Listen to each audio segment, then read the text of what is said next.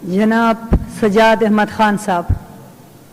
Madam speaker, हमें ऐसा लग रहा है कि फॉर्म 47 की बुनियाद पर जो जो ओहदे तकसीम हुए हैं या जो भी हुकूमतें बनी हैं, उनका आजकल सिर्फ एक ही काम है कि हमारे वज़ीर आला सरदार अली ख़ान को देखते रहते हैं कि वो क्या कहता है, क्या करता है, कहाँ जाता है, कहाँ नहीं जाता। उनका और कोई काम ही नहीं है।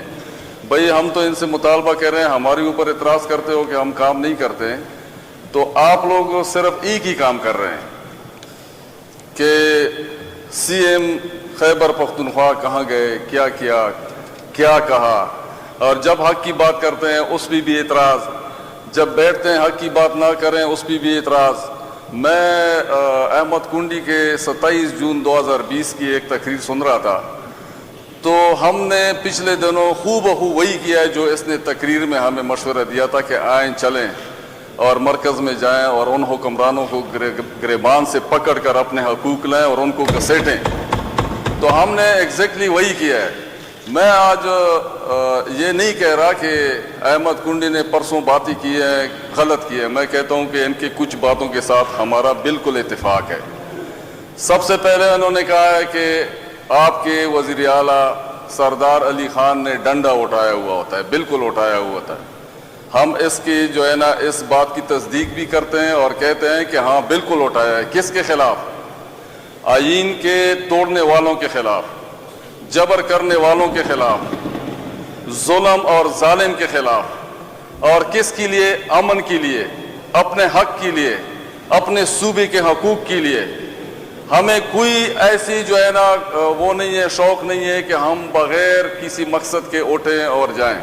आजकल मैडम स्पीकर, आप खैबर पख्तूनख्वा की तारीख देख लें कि किसी को भी वज़राए आला का ओहदा जब मिला या इवन वज़ीर का जब मिला, तो हमेशा अपने ओहदे के लिहाज से कि कहीं इसको कोई फ़र्क न पड़ जाए उसके तहफ़्फ़ुज़ के लिए काम कर रहा था, न कि अवाम के लिए।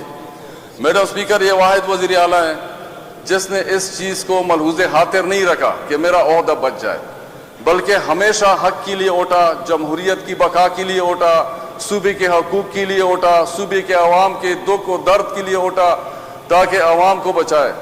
मैडम स्पीकर, एक बहुत ही इंटरेस्टिंग बात आपको बताऊं और दुख और दर्द वाली भी है कि हमारे वज़ीर आला पे सरदार अली ख़ान पे एक ये इल्ज़ाम लगाया गया कि ये अफ़गानिस्तान से बराह रास्त कैसे बात कर सकता है। हालांकि उन्होंने अफ़गानिस्तान से बात करना इस तरीक़ाकार से नहीं किया, बल्कि ये कहा उन्होंने कि भाई आप लोग अफ़गानिस्तान से किसी न किसी नहज पे, किसी न किसी निस्बत पे, किसी न किसी लेवल पे बात शुरू कर दें, क्योंकि हमारी रियासत का बयानिया ये है कि ये हमारे पास जितनी भी दहशत गर्दी हो रही है ये सारी अफ़गानिस्तान से होके इधर आ रही है। तो उन्होंने कहा आप बात कर लें। बारहा ये बात की और एपेक्स में बात की, हर फोरम पे बात की, मीडिया पे इवन बात की, लेकिन मैडम स्पीकर जब बात नहीं हो रही थी तब उन्होंने कहा कि अगर आप लोगों को कोई मुश्किलात है, आप लोग बात नहीं कर सकते हैं, तो हमारी उनके साथ एक निस्बत है। हम सारे अफगान कौम हैं जितनी भी हैं, तो हम उनसे बात कर सकते हैं। तो इस बात को उन्होंने बड़ा उल्टा सीधा पेश किया मुख्तलिफ फोरम पे, मीडिया पे, ख्वाजा आसिफ ने। अब मैडम स्पीकर, मैं इनसे एक बात पूछता हूँ कि जब उसामा बिन लादेन का वाक़या हुआ और वो जो है ना हलाक हुए और उसमें शहबाज शरीफ का एक ख़त निकल आया उसके सामान में से, और शहबाज शरीफ ने उसको ख़त लिखा था कि आप पंजाब में ये कार्रवाइयाँ ना करें, आपको जो भी माली मुआवनत होगी, जो भी होगा, जो भी फैसिलिटेशन होगी, जो सहूलतकारी होगी वो हम करेंगे।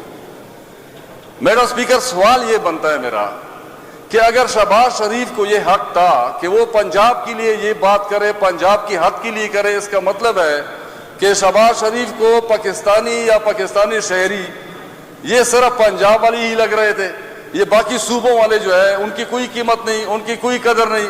ये बात नहीं कर सकता था कि अगर आप लोगों को कोई मसला है, अगर आप लोगों को कोई सहूलतकारी चाहिए, कोई फाइनेंशियल फैसिलिटेशन चाहिए, तो फिर जो है ना हम दे देंगे, लेकिन पाकिस्तान में ये कार्रवाइयाँ ना करें। ये पाकिस्तान का लफ्ज़ उसने इस्तेमाल नहीं किया। उस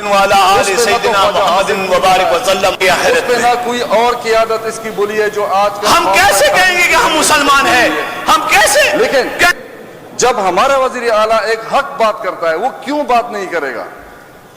وہ کیوں بات نہیں کرے گا؟ اب احمد کنڈی نے ایک بات کی کہ ہمارا بدنصیب صوبہ ہے، اس میں تو کوئی شک نہیں ہے، ہم اس بات کے ساتھ پورا اتفاق کرتے ہیں کہ جو صوبہ پچھلے 40-45 سالوں سے ایک ایسی جنگ ان کے اوپر مسلط ہے جن کو کچھ پتہ نہیں ہے ہمارا کیا بن رہا ہے، کیا ہو رہا ہے، 80,000 سے زیادہ لاشیں اٹھائی ہے، اور عجیب اور اتنے جو ہے نا دردناک اور خوفناک واقعات ہوئے ہیں کہ انسانیت جو ہے نا اس سے کانپ اٹھے گی جب وہ دیکھتے ہیں کہ یہ یہاں ہمارے ساتھ ہو رہا ہے۔ میڈم سپیکر، جب اس ایک صوبے کے میں امن ہی نہیں ہوگا، میں ایسی ترقی کو کیا کروں گا؟ میں ایسی یونیورسٹی 1000 بھی بنا لوں، میں ایسی عمارتیں 1000 بھی کھڑی کر دوں، میں ایسے جو ہے نا 1000 ڈیم بنا لوں، اپنی زمینیں ہموار کر لوں، اپنے کھیت سجا لوں، سب کچھ کر لوں، جب میں اس میں صبح جب میں یونیورسٹی جاتا ہوں تو مجھے یہ یقین نہیں ہوتا کہ میں یونیورسٹی خیر سے پہنچوں گا کہ نہیں، اور پھر جب واپس آتا ہوں تو مجھے یہ یقین نہیں ہوتا کہ میں خیر سے گھر پہنچوں گا کہ نہیں۔ تو یہ بدقسمتی، اور اس سے کیا ہے؟ جو مارنے والے کو معلوم نہیں کہ میں اس کو کیوں مار رہا ہوں اور یہ کون ہے، اور مرنے والے کو یہ معلوم نہیں ہے کہ یہ جو میں مر رہا ہوں اس کی وجہ سے یہ کون ہے اور کیوں مار رہا ہے مجھے۔ ہماری یہ کیفیت چل رہی ہے پچھلے 40-45 سال سے۔ اس کے خلاف اگر میرا وزیر اعلیٰ سردار علی خان نے ڈنڈا اٹھایا ہے تو کون سی غلطی کی ہے؟ اب یہاں تک بات پہنچی میڈم سپیکر کہ ہمارے مویشی تک بھی محفوظ نہیں۔ اب ان مویشیوں کا یہ جو ابھی میرلی میں ابھی ہمارے جو ہے نا منسٹر صاحب بتا رہے تھے، میرلی میں جو واقعہ ہوا ہے، جو رسے کے ساتھ باندھی ہوئی تھے جل گئے، کڑے کڑے جل گئے۔ اب میڈم سپیکر، ہم اگر معلوم کریں ان کا تعلق نہ ٹی ٹی پی سے تھا، ان بھینسوں کا اور گایوں کا، نہ یہ طالبان کے ساتھ ان کا کوئی تعلق تھا، نہ پاکستان تحریک انصاف کے ساتھ ان کا تعلق تھا، نہ اس کا پاکستان مسلم لیگ نون سے تعلق تھا، نہ پیپلز پارٹی کے تھے، نہ دہشت گرد تھے یہ گائے بین سے، اور نہ جو ہے نا انہوں نے کوئی ٹی ٹی پی جوائن کی ہوئی ہے، اور نہ کوئی یہ پاک فوج کے تھے۔ تو میڈم سپیکر، یہ ہو کیا رہا ہے؟ تو اس سے بڑی بدقسمتی کیا ہے؟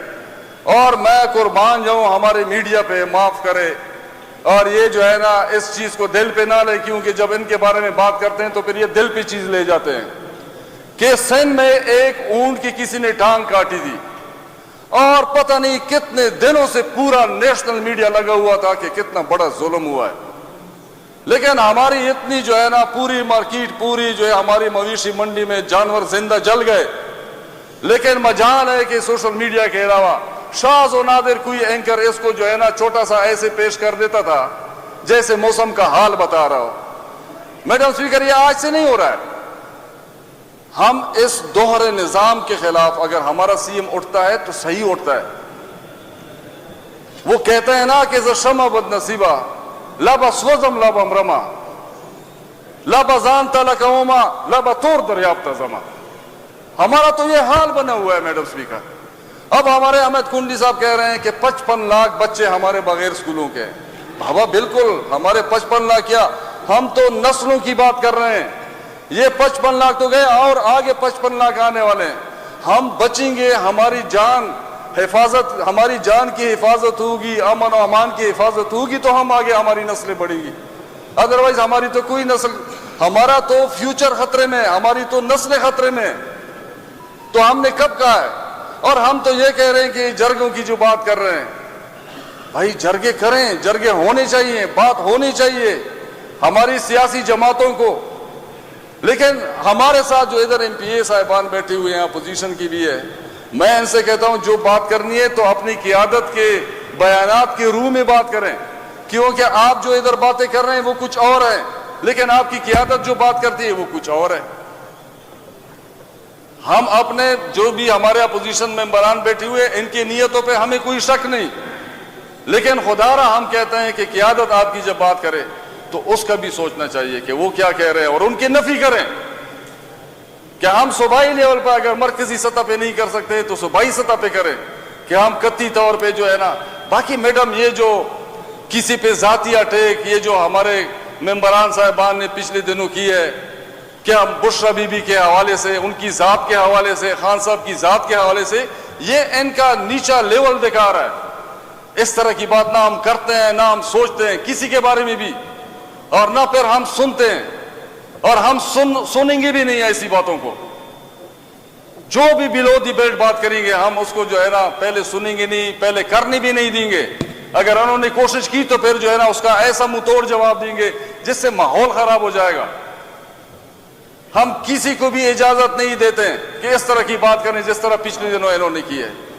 جب جواب آئے گا تو وہ اس سے گندا جواب آئے گا, فائدہ کیا ہوا؟ یہ صوبائی اسمبلی کا فورم ہے, پورا صوبہ اس کی طرف دیکھ رہا ہے کہ ہمارے مسائل حل ہو جائیں. اور ہمارے وزیر اعلیٰ کو, اگر ہمارا وزیر اعلیٰ ڈنڈا اٹھا رہا ہے اس کی طرف نہ دیکھیں, کیوں اٹھا رہا ہے یہ ریزن دیکھیں.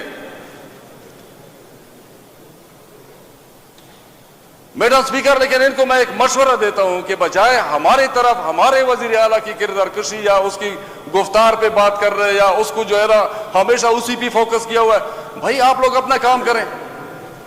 اگر آپ لوگوں سے ہماری جو ہے نا یہ کوشش, ہماری یہ جدوجہد جو آزادی کے لیے, حقیقی آزادی کے لیے, تحریک کے لیے جو ہم کر رہے ہیں, اگر برداشت نہیں ہوتی تو خدا را خاموش رہیں, ہمیں اپنا کام کرنے دیں, آپ اپنا کام کریں.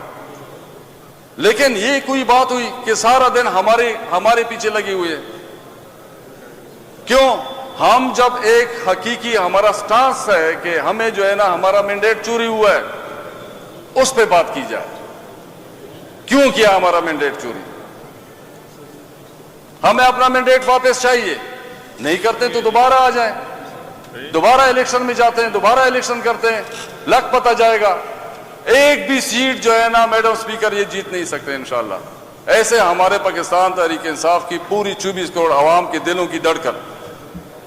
تو میڈم اسپیکر یہ کچھ باتیں ہم اس لیے بتا رہے تھے کہ ایسی بات نہیں ہے کہ ہم ہر چیز سے اختلاف کرتے ہیں. آئین کی پاسداری میڈم اسپیکر صرف یہ نہیں ہے کہ ہم نالیاں بنائیں, گلیاں بنائیں, روڈیں بنائیں, سڑکیں بنائیں.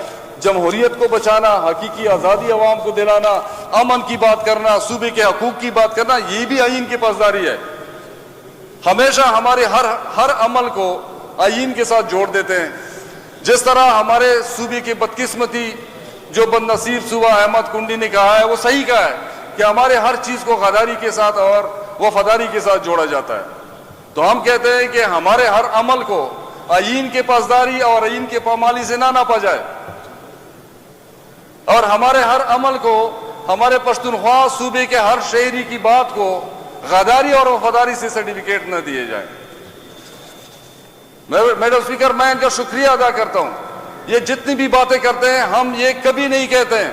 اگر ہم سچ بات کرتے ہیں جس طرح احمد کنڈی نے, میں نے اس کو تاریخ بتائی ہے کہ 27 جنوری 2020 کو جو تقریر کی تھی, ہم جب پچھلے دنوں پنڈی گئے ہم نے اس سے بہت ہولا ہاتھ رکھا ہے, ورنہ اس نے جو مشورہ دیا تھا وہ بہت زیادہ جو ہے نا سخت مشورہ تھا, کیونکہ وہاں پر حکومت پاکستان تحریک انصاف کی تھی اس وقت. ہم یہ نہیں کہتے ہیں کہ ادھر حکومت کس کی ہے, ہم یہ دیکھتے ہیں کہ اگر مجھے حقوق نہ ملے, حکومت جس کسی کی بھی ہو, خواہ میری پارٹی کی ہو, میں ایسے ہی کروں گا کہ میں جاؤں گا گریبان سے پکڑوں گا, اپنے صوبے کے حقوق لاؤں گا. ایسا کوئی مسئلہ ہی نہیں ہے.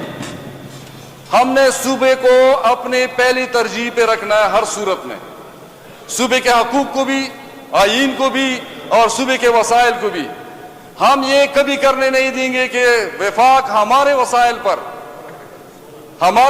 پر اس طرح قابض رہے کہ مجھے بھیک کی طرح جو ہے نا وہ دے. میں کیوں بھیک مانگ رہا ہوں؟ میں اپنے وسائل میں اپنا حق مانگ رہا ہوں.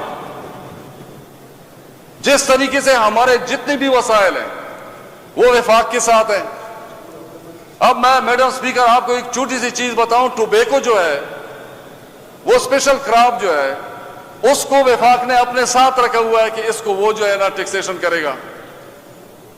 حالانکہ شوگر کین ہے, گنا ہے, باقی چیزیں ہیں, ان کو صوبائی حکومت پنجاب میں دیا ہوا ہے, باقی سندھ میں دیا ہوا ہے, لیکن ہمیں جو ہے نا اپنا ٹوبیکو سے وہ ہمیں نہیں دے رہے, وہ وفاق نے اپنے پاس رکھا ہوا. یہ میں نے ایک چیز بتائی. اس طرح باقی جتنی بھی وسائل ہیں تو انشاءاللہ تعالی ہم ان کے ساتھ مل کر صوبے کے حقوق کی جب بات ہو, آئین کی بات ہو, جمہوریت کی بات ہو, تو ان کے ساتھ مل کر ہم جائیں گے. لیکن ہم ان کو ایک ہی سوال کریں گے کہ اپنے قیادت سے لازمی یہ پوچھنا ہے کہ شہباز شریف جو ابھی وزیر اعظم بنا بیٹھا ہے, اس نے بذات خود اسامہ بن لادن کو جو خط لکھا تھا کہ پنجاب میں کچھ نہ کرو, باقی جو کرنا ہے کرو, اس کا جواب لازمی اپنی قیادت سے لے. بہت شکریہ میڈم اسپیکر.